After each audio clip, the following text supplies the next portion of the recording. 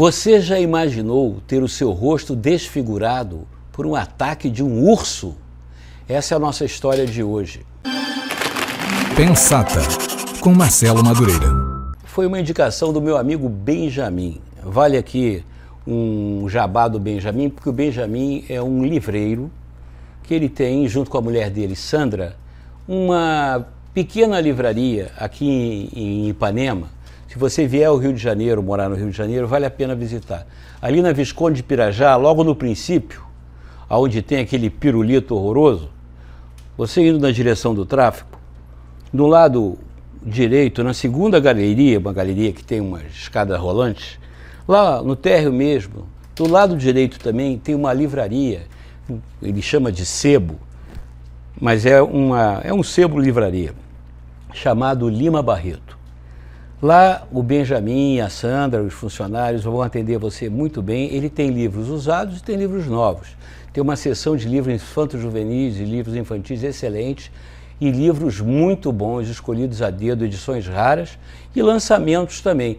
O Benjamin foi durante muito tempo o gerente da livraria da Travessa. Aí, com o passar dos anos, ele resolveu abrir a sua própria livraria. Ele já tinha um sebo lá no Catete.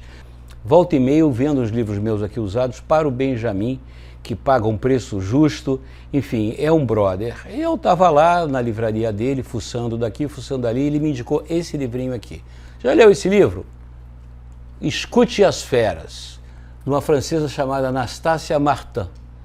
Nastassia Martin, uma russo-francesa.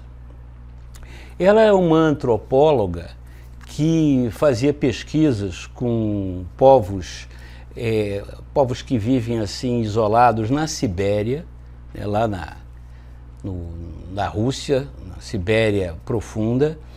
E numa dessas pesquisas, ela andava muito lá por lugares para poder fazer essas pesquisas, entrevistar esses povos, documentar esses povos que vivem isolados lá, ela como antropóloga.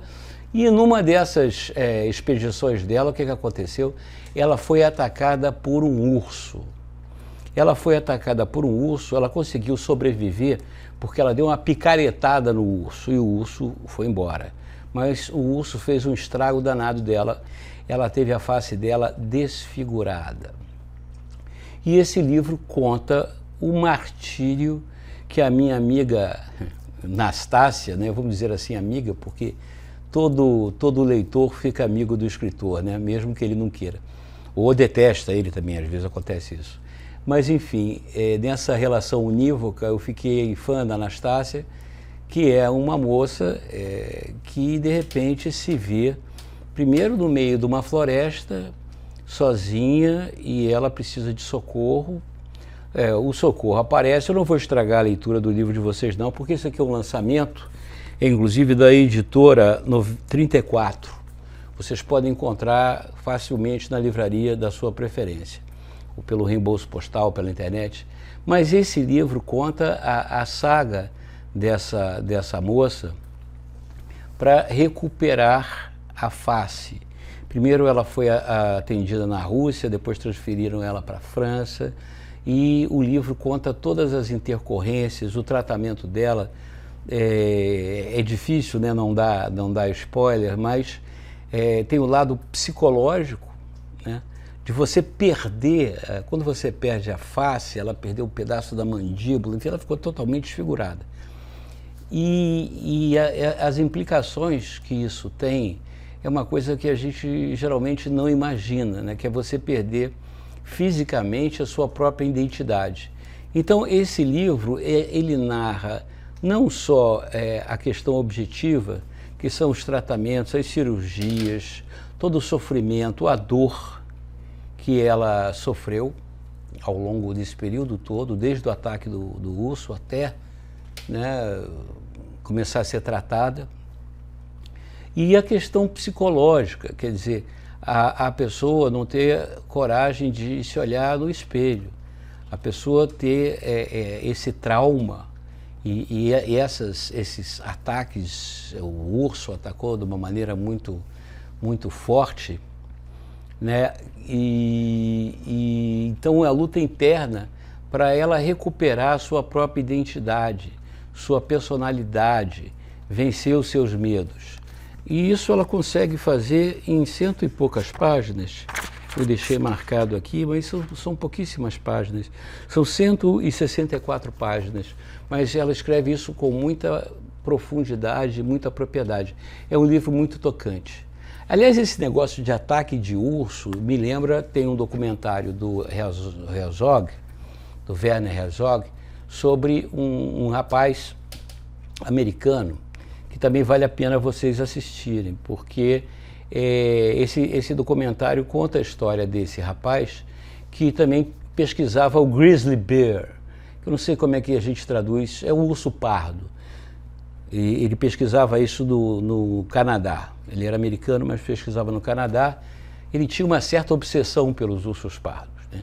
Ele não tinha nenhuma formação específica em biologia, zoologia, nada, mas ele viajava constantemente para lugares remotos onde existiam essas comunidades desses ursos, e o Werner Herzog documenta isso tudo muito bem. Esse rapaz também filmava tudo, e acaba que, no final da história, esse rapaz, esse pesquisador, é devorado, literalmente devorado, por um urso pardo. Ele e a namorada dele. Vale a pena também ver esse documentário do Werner Herzog, porque além de contar bem como é que né, a vida do urso selvagem, conta também como é que, até que ponto vai a obsessão humana, né? Ele se achava amigo dos ursos, ele conversava com os ursos, conhecia pelo nome e tal, durante muitos anos, até que um belo dia foi um urso lá que ele conhecia e devorou ele todinho, não só ele, como uma namorada, né, dentro da tenda que eles estavam dormindo. Como se eles fossem assim uma salsicha. É uma coisa assim impressionante. Ataque de urso é uma coisa razoavelmente comum, né, em alguns países, nos Estados Unidos, no Círculo Polar Ártico, né, o urso branco, o urso polar, é um bicho que tem quase 3 metros de altura. O urso, ele corre mais que você. O urso, ele consegue, com uma patada, ele decepa a sua cabeça. É tão forte o bicho, corre adoidado, e não adianta subir em árvore, porque ele também sobe em árvore, e quando ele resolve que ele vai realmente abater uma criatura, é difícil dela escapar. E os casos que tem de ataques de urso branco, tanto que tem uma cidade, a cidade mais importante ao norte do Canadá, chamada Churchill, em que no inverno, né, se bem que lá é inverno o tempo todo, né, as pessoas só andam na cidade de rifle, elas andam de rifle, porque tem muito urso polar, e o urso polar ataca, e quando ataca é para valer. A única chance que você tem é lançar a mão do rifle, né? Infelizmente, matar o urso. Porque o urso está no papel dele lá de urso, né? Ele não faz isso exatamente por maldade, né? Por crueldade. O urso, ele tem que se alimentar, ou ele vê também, às vezes, a presença humana no território dele como uma ameaça aos filhotes dele. Enfim, ele está cumprindo o seu destino natural. Quem está no lugar errado, na hora errada, é que é a vítima do urso. Mas, nos Estados Unidos, inclusive em alguns parques, eles dão para você um spray anti-urso também. Quer dizer, quando por acaso vier um urso, você joga aquele spray que dá aquilo ali, durante um certo tempo, imobiliza o urso, né, como se esses sprays de gás de pimenta, eu não sei direito como funciona. Eu sei que eles dão esse spray e você tem tempo de tentar fugir do urso. Muito embora nessas excursões, para observar urso nos Estados Unidos, eles nunca deixam você ir sozinho, sempre é em grupos e sempre vai acompanhado do cara, e o cara, evidentemente, porta um poderoso rifle consigo, porque você nunca vai saber como é que essas criaturas selvagens vão reagir. Então, se você resolver se interessar por ursos, né, se você é um cara que gosta de vida selvagem, né, se você quer observar os ursos, trate de saber direitinho como é que isso será feito, para você não acabar como o repasto de um urso. Eu já vi vários ursos, assim, zoológicos e tal. É um bicho muito grande.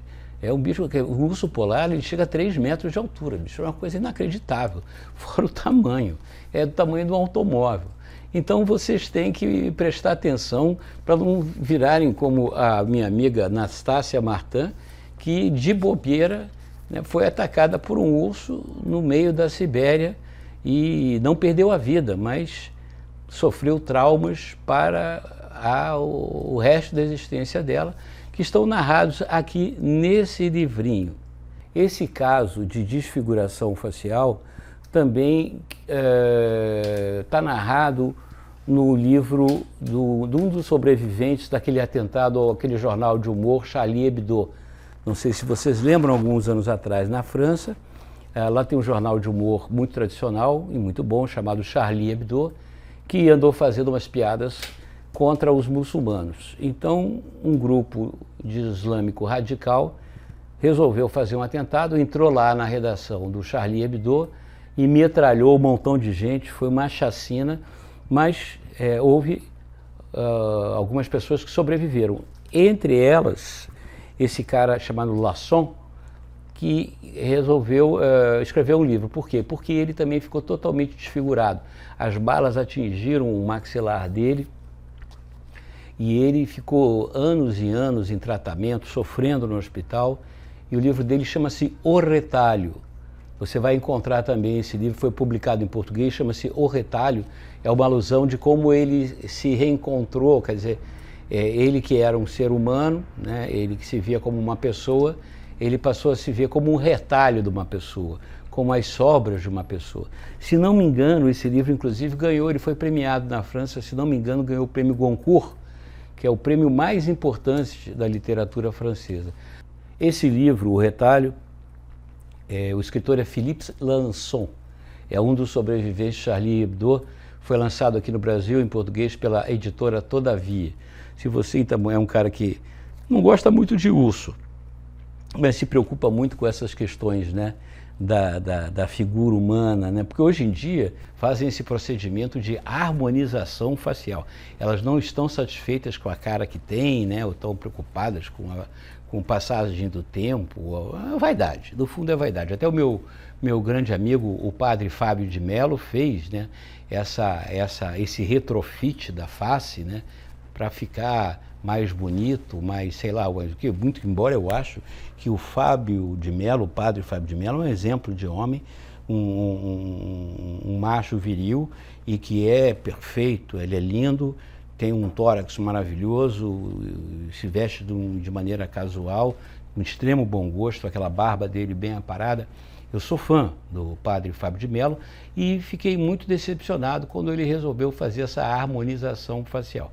Mas isso é apenas um parêntese nessa história das pessoas que não fazem a harmonização facial. Elas têm o rosto desfigurado por causa de um acidente, por causa de um ataque terrorista, por causa de qualquer coisa, e elas enfrentam um processo doloroso, né, de reconstituição facial. Alguns anos foi na França até, fizeram um caso de transplante da face. Um camarada foi atacado por um cachorro e teve a face completamente desfigurada, a ponto de ter a menor possibilidade de reconstituição através de cirurgias plásticas, cirurgias bucomaxilar facial, nada disso. Tiveram que fazer um transplante facial dele, pegaram a face de um cara que morreu e botaram nele. Imagine essa história, então, você ter uma outra identidade, você ficar com uma outra cara completamente diferente. Imagine um estresse psicológico, sem contar, né, todo o processo cirúrgico e tal. Aí eu fico pensando nesse pessoal que bota botox, tem as mulheres que ficam assim, né? Você vê logo, né? Umas peruas que botam aquele botox, botam aquela coisa toda esticada e ficam parecendo mais o inimigo do Batman do que um ser humano normal. Eu acho que nesse caso a gente tem que, não é que se conformar, mas entender a passagem do tempo e que, de certa forma, isso se reflete, né, não só no nosso comportamento, se reflete na nossa alma, e não que a gente vai ficar conformado, mas a gente tem que aceitar o tempo e a passagem dele como ele é. A grande atriz americana Diane Keaton, né, que já ganhou o Oscar, foi inclusive casada com Woody Allen durante muito tempo, uma mulher belíssima, e eu li também as memórias dela, e ela declara que jamais fez qualquer operação plástica, né, estética, e que jamais fará. E assim tem sido. E ela continua sendo uma atriz maravilhosa, brilhante, uma mulher bonita, com as rugas que tem, com as marcas do tempo. É um caso, talvez, de não superação da vaidade, mas ela não deixa de ser mulher, não deixa de ser vaidosa, não deixa de ser atraente, mas não deixa de ser uma mulher que já deve estar lá pelos seus 70 anos, e uma grande atriz. Para você ver como um livro provoca dentro de você um pensamento e outro, como as coisas ficam correlacionadas, né? Como ele faz você pensar sobre a questão até da vaidade, né? Será que eu devo ser tão vaidoso? Eu pessoalmente, a minha mulher até reclama, eu sou o anti-vaidoso, eu sou um cara completamente... Às vezes vocês devem perceber que eu estou descabelado, estou meio desganhado, o Nando lá que fica reclamando, não, vai pentear o cabelo, cara, vai dar um jeito nessa cara, lava o rosto. Eu nunca liguei muito para essa coisa da aparência exterior, né? Talvez, eu acho que a falta completa de vaidade também é um defeito.